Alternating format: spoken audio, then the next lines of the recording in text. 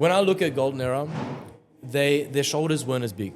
Yeah. I don't know if you noticed now, everyone's shoulders is like so dominating, and they make their arms look a little bit small. You know, everyone wants those big cap delts. Yeah. I don't like that look. Whereas before, the Golden Era bodybuilders, they had massive arms, they still had shoulders, massive back, massive chest. Their calves were in proportion to their thighs. Everything their was thighs proportioned. weren't like this, rubbing. They weren't tree trunks. They weren't Yeah. chafing each other. They complemented the whole body. Yeah, yeah. Everything complemented each other, you know? And I think the reason why I know the Golden Era look really good is because they took the advice from their forefathers, which is the Silver Era. Steve Reeves, I don't know if you guys heard of Steve Reeves. Yeah, rings a bell. He's like he's like the Silver Era, which is prior to Arnold, which is around that time. They probably didn't have steroids. It's debatable. Obviously, you never know. But, you know, steroids around that time didn't come out. And he had this measurement list where it's like, whatever your calves are, that's where your arms got to be. Whatever your waist is, that's what your something's got to be. Yeah. Like, and like they had all these ratios, and they took that. Arnold took that definitely. Like he even said it, because I took those ratios and I applied it to myself, and that's why he looks fantastic. Frank Zane, all those guys. Yeah. So, anyways, that's my little rant. What do you think happened since then? So they were like following these like So roadmaps. And what happened rules since from- then, I reckon, is so after Arnold, then they started to be like, all right, like guys, like Frank Zane was like the last of the small guys that won, like in the 80s, maybe 1980, or maybe, no, 1980, 1981, 1982. Anyways, he was one of the small ones. After that, the judges sort of went towards like mass. Once they started seeing guys huge, they were like, oh no, like we're picking that. So then all the guys that were aesthetic before, that were still small, still like cracker physiques, they just sort of died off. And because the critique was different, now everyone started going towards what the critique is, you know? So like now they what the started, judges were saying. what the obviously. judges were like saying, you know, not what the people were saying, just what the judges were saying, because obviously people want to win. So then they started going these mass monsters. Then people like Dorian Yates started coming out. Like there was not like, you could be as lean as possible, but if you weren't as big, you weren't winning. And then it went crazy. Then it went like Ronnie Coleman, Kai Green. Now they got Rami Hamball. Like all these guys started coming in. They look huge. And then like the bubble guts started coming out. And then the judges didn't really deduct points for that. So guys were like, okay, whatever. Let's just start slabbing like GH and insulin and just get as massive as possible. Yeah. And then it just sort of, to me, it didn't look appealing. Pushing physical limits. Yeah, like it went too, there's something about too much. Like I don't understand, like the easiest way to explain it's like everyone loves food, right? Yeah. You can eat too much food, you look fat. You know? Everyone loves chocolate. It's okay. You eat too much, you get too, like, you know, whatever it is, like a little bit of something is like, you can have a drink with the boys, but if you have 20, Then just you're going to wake up with a hangover, bro. You know, like, so. It's a given. Like, you know, there's got to be there's a sweet spot. Like when you go out for a night out, if you have a couple of drinks, you're at a nice sort of tipsy Like level. cruisy level, Yeah, I shouldn't be maybe talking about alcohol, but whatever. it's what most it is. relatable. You're at a nice tipsy level. You're having fun. You know, maybe your cheek's a little bit rosy, but you're having a really good time. Yeah. Once you start tipping over, you're slurring your words. You're saying Become a things that bit you shouldn't be messy saying. and You're see you messy later. and you're regretting things and you're texting people that you shouldn't be texting. You know. So like that's where I sort of like I find people go overboard, and we all do it. Yeah. You know? So I can't really blame them. It's just that's It's what not just bodybuilding as well. It's every single sport. I Every feel like sport. people always take it to the extremes. It's But like that's just our society now, our generation. Like even with movies, how good were movies back in the day? You could easily watch a movie. When's the last time you watched a 2-hour, 3-hour movie? I can't watch one. You know, like it's just too much. Like, you know, it has to be 3 hours now. Like it has to be, everything has to be CGI. Like back in the day, they used to have like an hour, like a movie, like I don't know, let's say Rambo. You know, Yeah. hour and a half, maybe 2 hours. Most of it was stunts, you know, by stuntmen. Most of it was pretty authentic. Like, you know, they went out in the wilderness and they actually shot it. Now everything's done in a studio, so it's too much. Like they've gone overboard. So every sport, every industry, Absolutely everything's like CGI. Everything's too much Right. at this point. everything, man. AI, computers. Exactly, bro. Let's dive into the world of what got you into calisthenics. Oof, this one's quite multifaceted, but I'll start with like the simplest. So the pure genesis was I was in year 6 and I had a massive accident downstairs in my house and I broke my legs. And the doctor was going to tell me that most likely I was never going to run again. and maybe not gonna walk again. I really like stuffed my legs. Like I had a half-ton brick wall for me. Oh, shit. So I told my mum, who was crying at the time, she's like, you don't understand. Like I was like, why are you crying? She goes, you know, you're too young to understand. And I'm like, Mum, I go, don't listen to him. I go, I'll make it right. I go, just get me into physio, get me into recovery, and I'll handle it from there. Now, for me to be able to perform well in physio, you need to have someone to support you. For me to get rid of the wheelchair, I was meant to be like 3 to 6 months in a wheelchair and go on crutches for another 6 months. For me to just skip that and go into crutches, you need to have a upper body. So I started like all summer holidays, I was like, I can't go to year 7 being a cripple. So I just decided, I did anything I could possibly do. Bicep curls and push-ups and all that sort of stuff, like a lot of push-ups, you know, anything that I could possibly do to keep my upper body strong. And then obviously you fall into the routine of gym and following Arnold and stuff like that. But I always found myself always implementing Cali stuff, like basics. And then eventually I couldn't do it anymore. I looked at myself at the gym and I was like, if I do another bicep curl, if I do like another bench press, like, you know, you just get into the routine of things, I'm just going to neck myself. So I go, what else is out there? At the time, YouTube was just sort of coming out. And I saw this guy doing like a handstand and muscle ups, and I was like, bro, this is sick, you know? Yeah. Sorry.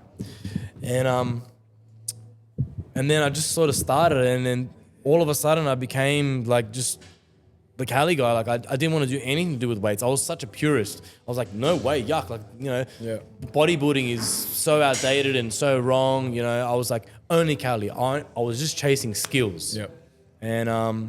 And I love the feeling of it. It was different towards like when you're training for physique, like an aesthetics, it's very like you don't really like appreciate the progress, because if you don't look good, you're very like really frustrated. Whereas when there's a skill involved, how can I explain this? It's like instead of discipline with you rocking up every day and training and eating, whatever, now there's a devotion attached to it. So like I'm now devoted to the cause. I've got a purpose. I've got this that I want to achieve. And I don't care how long it takes me. I don't care what I need to do. I just want to achieve it. It's like the best way I can explain devotion is when bodybuilders, I know for a fact, a lot of them just put themselves in a competition.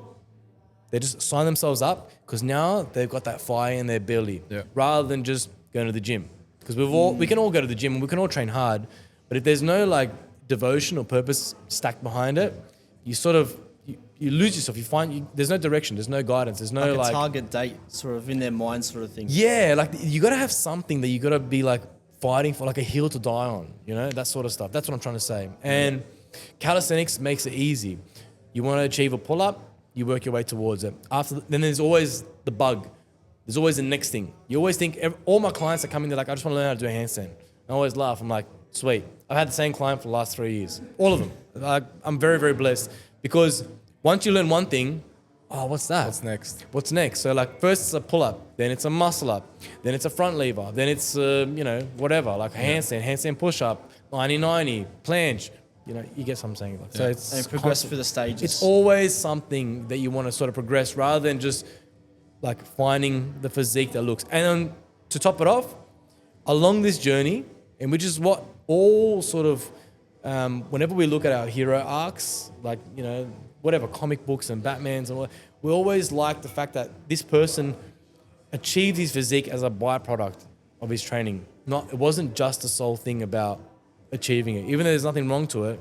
But I love the idea that my physique is not going to be, I'm not going to be the biggest guy in the yard. I'm not going to be the leanest, but like I'll have something decent, but I'll have all this other stuff. I wasn't trying to achieve that. I was trying to achieve this, and as a byproduct, something came out of it. Yeah.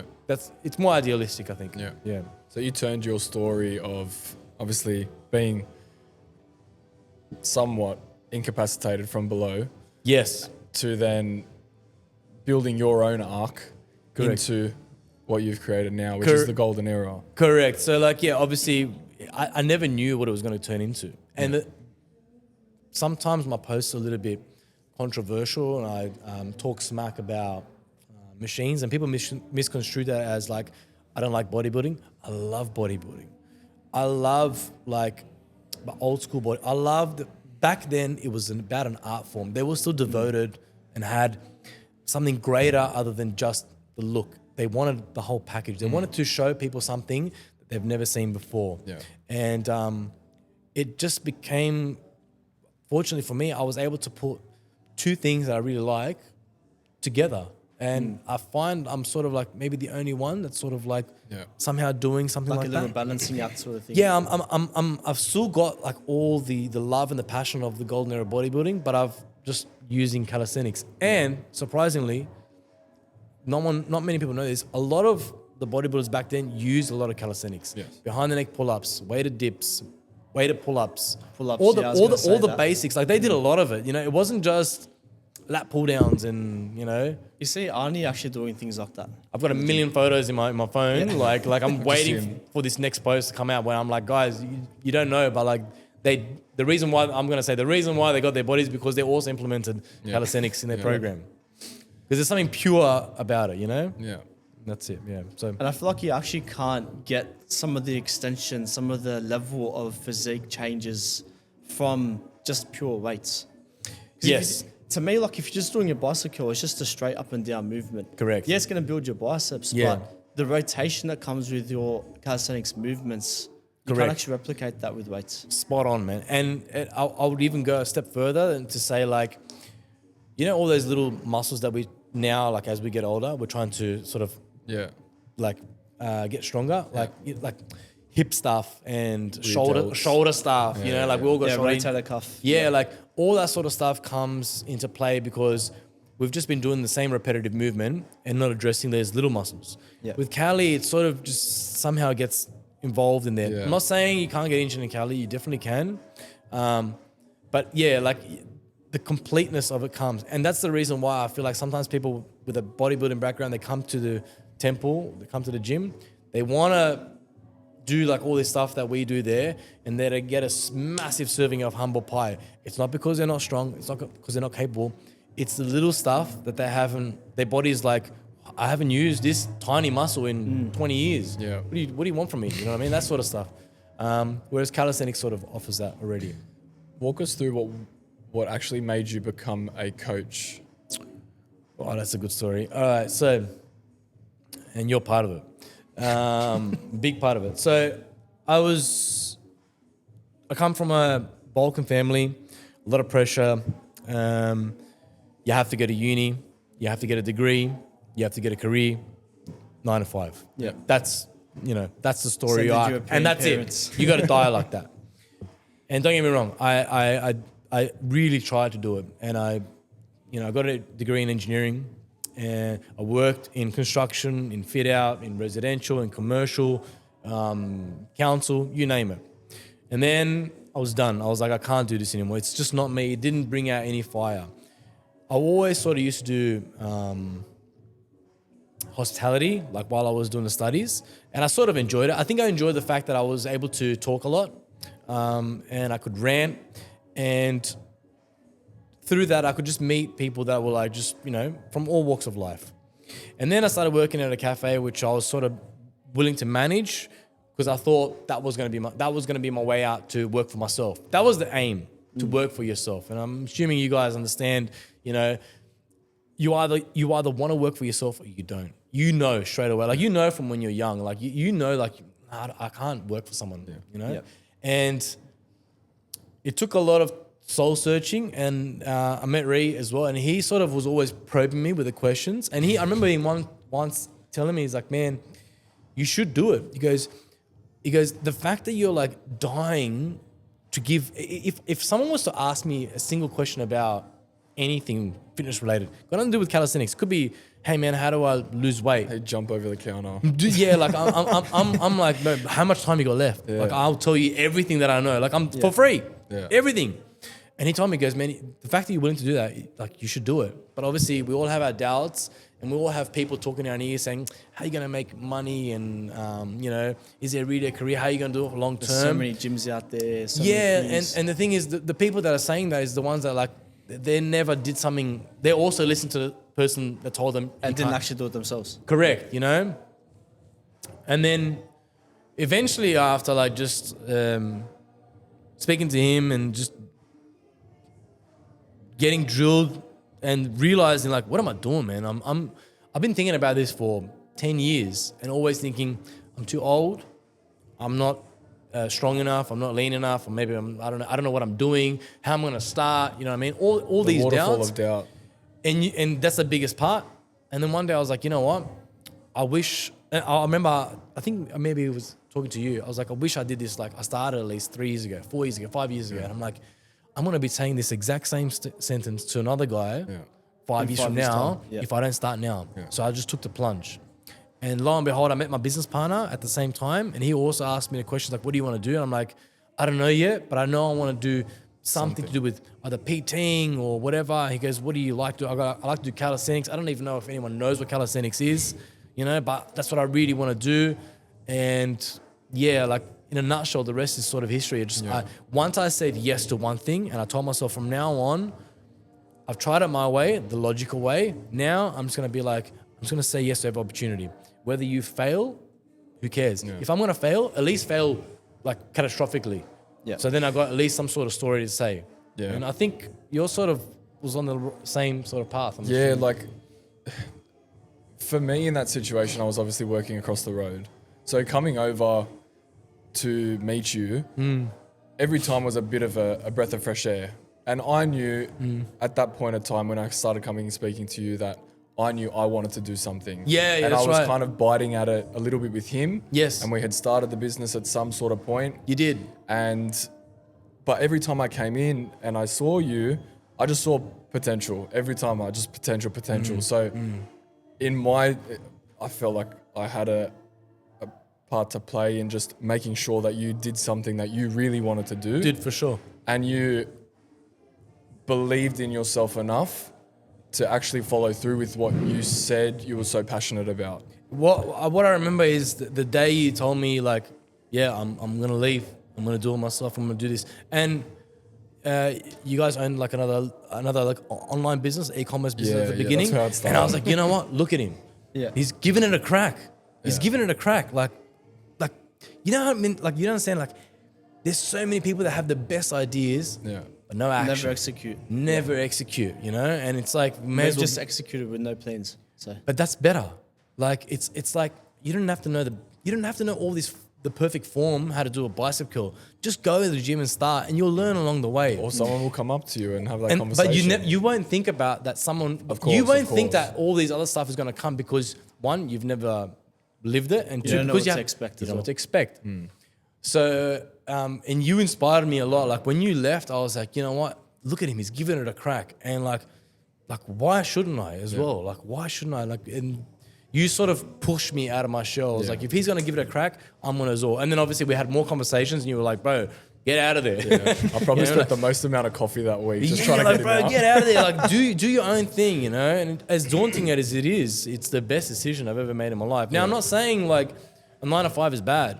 I'm just saying for the person that's out there, like, if you know that you sort of can't stand working 9 to 5 or whatever, like you just don't like, there's a reason for that. You're feeling that for a reason. 100%. You know? I've got mates that love it.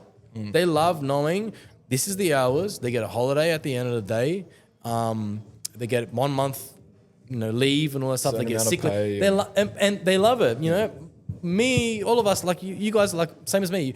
Quite takes a specific person. Well, we're quite chaotic, yeah. Like I don't know. Like next week I might get paid more. Next week I might get paid less. I don't know when I'm going to have a holiday. I might be able to have a holiday, for 3 months, or might only be able to have a holiday for 1 day. 100%. 100%. As a business owner, you're working 24/7. Yes, I might not be physically working.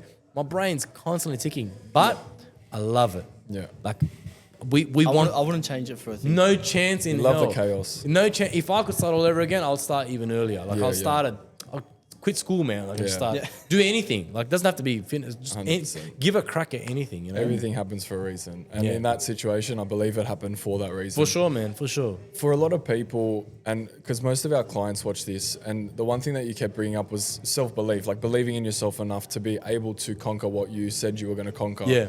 What would you say to someone that doesn't really believe in themselves at the moment to get over that hurdle? What would you tell them? I would say instead of thinking that, what if it doesn't work out? Yeah, that what if. Just ask yourself, what if everything works out? Like, And also at the same time, think about it as like a video game. It's like the fact that like all the experience points, like the biggest amount of experience points that you get from a video game is when you take on the toughest difficulty, right? Yes. And you will probably get trampled on, but it's not the end of life. Yeah. You're still going to be able to sort of try again. And if all of us, like even I started e-commerce, you know, I started doing like a baby, when I had my daughter, like we started thinking, oh, maybe I can sell baby clothes and stuff like that, you know, and that's okay, but like, what do I care about baby clothes, you know? Like, you know, so like you got to obviously, you know deep down inside if you like something. Yeah. Just give it a crack. Yeah. And fail as monumentally as possible. Yeah.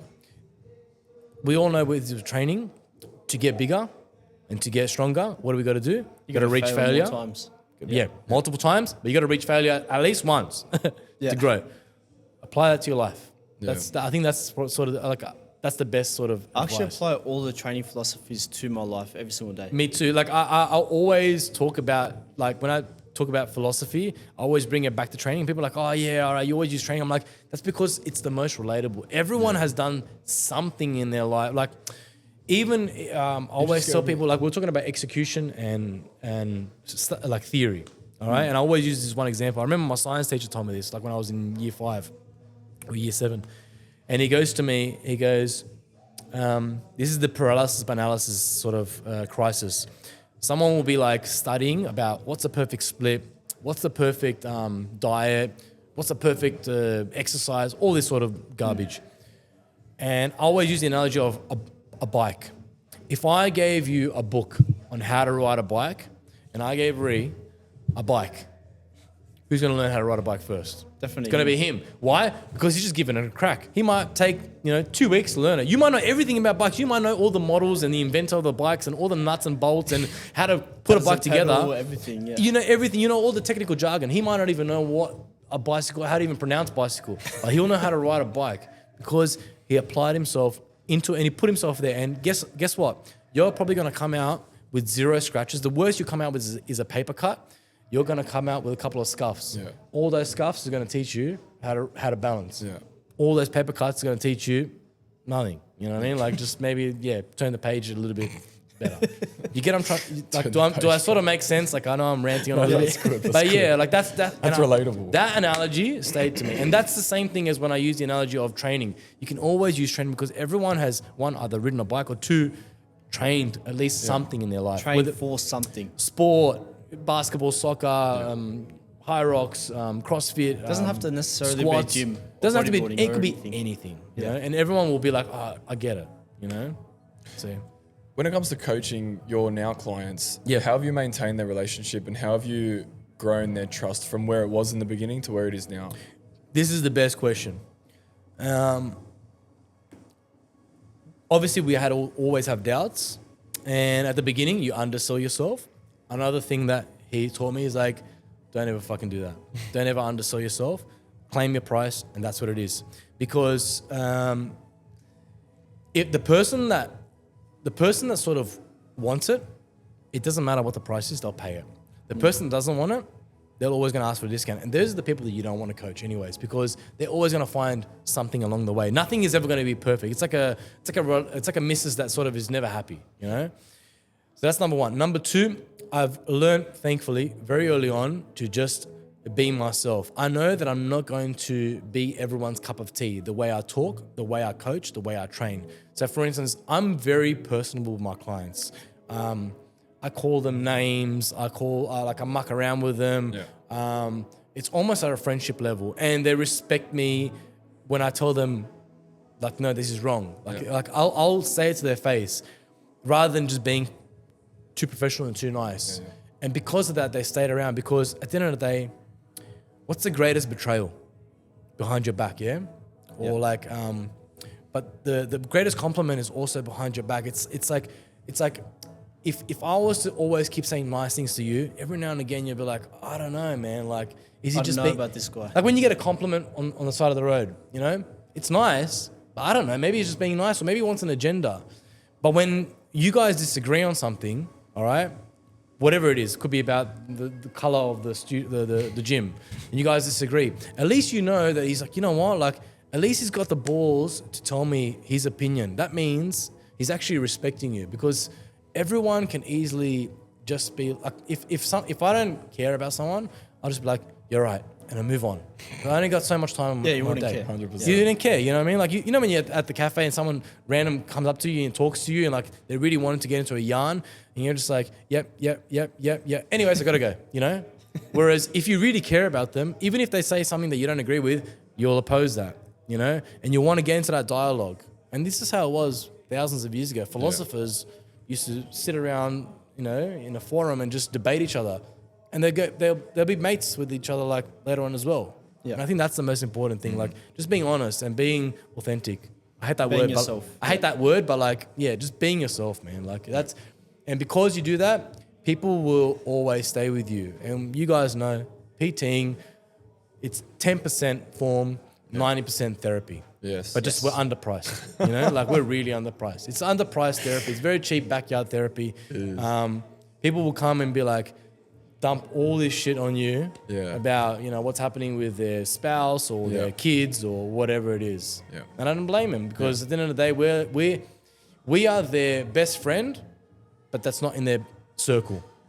Kind The of shows outside circle. Yeah. We're in the outside. So we're like, whatever they tell me, I'm not going to relay to Of course, yeah. someone. So I don't even know. because you don't even know I them. don't even know someone. That's what I So mean. they're like, okay, at least, but I know I know the whole sort of story. I know the background context of what's going on. Not many So you people. can look after him in a very different way Yeah. as well. I give it, an outsider perspective and a perspective that's not so like Inside that circle. inside that Yeah. circle. And sometimes people want to tell you something that's sort of like, they don't want to tell their best mates because it's so fleeting. Like, you know, like, I don't know, like they might have something on their mind that like Like they're getting judged or...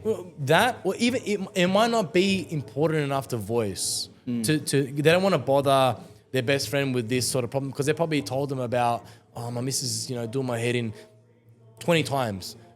But to me, I've only heard it once. So like, all right, I'll listen, you know, and then that's why they'll sort of embrace. Able to open up to you a lot more. and- Correct. Yeah. I think it really comes down to the person. Like, as a coach, like you hear plenty of coaches growing their businesses huge. Sorry, my voice is so bad. That's all I right. didn't realize how bad it was until I started You might be speaking. screaming at your clients. Gotta ease down a little bit. Shut up. Don't give me 50 push-ups. But I think it really takes a very special person to be able to accept that person for telling them everything as For it sure. is, and then also to be able to give some sort of open-ended feedback as to what they should do in that situation. Because a lot of the times, we've been in the industry for 7+ years. You've been in the industry for nearly 3 years now. 3-4 years. 3-4 yeah. years. And there's never a conversation that doesn't surprise you. There's Never. always a conversation that surprises you. Yeah, always. Like you think you've heard it all, and then like tomorrow I'll hear something else. Yeah. You know? Like it's super true, and you're right. It varies from person to person. Yeah. Coaching style, to go back to your question, also varies. Like some people do need the encouragement, and I like those people more, because like it's nice to be nice, to give them words of encouragement, like, you know, good job. You can do one more. You can do one, like you can do one more, you know? Some people, they don't, like, you can be as nice as possible, but they won't, like what they want and what they respond to is two different things. Yeah. Like they need to be told, is that it? Are you getting light today? They need a little bit of competitive fire in them, or they need to want to prove to you that they're worthy of your time. That's like, if you get what I'm saying, they need a little bit of a kick up the ass. Yeah. So you got to know, that's where the psychology comes into it. You really got to know who to sort of push and who to sort of like nurture. There's different, 100%. yeah, those They different. calls it being a chameleon. Yeah. Yeah, Being a chameleon. correct. Just changing your shade to whatever situation. No, but you're super profound. You know, like very, like it is. You got to be able to mold. Yeah. Molding yourself is super important if you want to be a good coach. Correct. Yeah. If you want to stick here for for a long time, you got to adapt and survive to anything. And you know, now there's online stuff coming out. Yeah. You got to start doing that. I don't know. Later on, there's going to be I don't know, AI stuff. You got to mold to that. never ending. There's going to be different techniques. You got to start applying that. I don't know, whatever it is. Like some people are going to be like, I only want to use this equipment or this. You got to apply to it. People have injuries. Yeah. You got to sort of work around that. I know you've chosen Cali, and that's something that you've always done your whole life, right? How do you feel like someone should decide on what type of training modality they should go through? Perfect question. Should they go for bodybuilding, calisthenics, Pilates? There's so many different methods now. Like, once again, perfect question. Once again, and like the reason why I say perfect question, it's so simple, the answer, but it is the simplest things are not always the hardest things to drill down. What you enjoy should be at the forefront. If you're a power lifter, that is it. Now your coaching is going to revolve around powerlifting. Not to say that you can't get the general population of bodybuilding clients and Cali clients, because fitness is sort of, everyone dabbles in a bit, They all intertwine a little Like, bit. just because you guys don't label yourself as Cali, you guys do calisthenics, or you at least try it, or you at least want to. It's a mixture of everything. Correct, you might not be bodybuilders, but you know something about bodybuilding. Yeah. You might not be power lifters, but you might know how to lift heavy stuff. So choose what you want to do really, stick to that, and that's going to be your ticket, your thing that stands you out, your niche, and then everything else will fall into place. Yeah. I personally believe that. I personally just say the sooner you step out of your own way and just literally just go for what you want to do, that's going to be the best. Bro, thank you very much for coming on. Thank you. I really appreciate it. Where can people find you? Tell them your socials. Tell them where you're at. So if you want to find me personally, my tagline, my tag, is that what it's called? Instagram Anyways, handle, whatever. at Golden Era Calisthenics. If you want to find our gym, which is in Kingsgrove, it's called Temple of Mastery, at Temple of Mastery. And that's where we train yoga, calisthenics, fitness classes, whatever you really want to do. Yeah. And hope to see you guys there. And thank you for letting these guys do their thing. And I really appreciate you, boys. Thank you. I appreciate it. Very Thank nice you, to be a bro. part It was of good to catch up. Thank you. Yeah. Good to catch up. Appreciate Respect. it. Cheers, mate. Fucking oath. Two mad daps as well. Yeah, I know.